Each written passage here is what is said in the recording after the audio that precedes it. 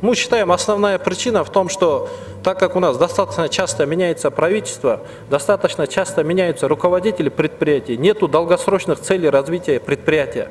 Так как нету долгосрочных целей развития предприятия, качество управления, она теряется в данном случае. То есть...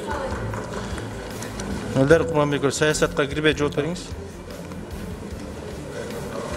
Саясатты аралаштырбаңыз, сіз ошондой полномочияңыз бар.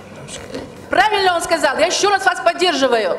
Если даже вы сейчас рискуете своей должностью, не останавливайтесь. Или мы вообще не сдвинем страну с места, будем топтаться шаг вперед и 3 назад. Эльдар Курманбекович, сіз жаңы технократтардансыз.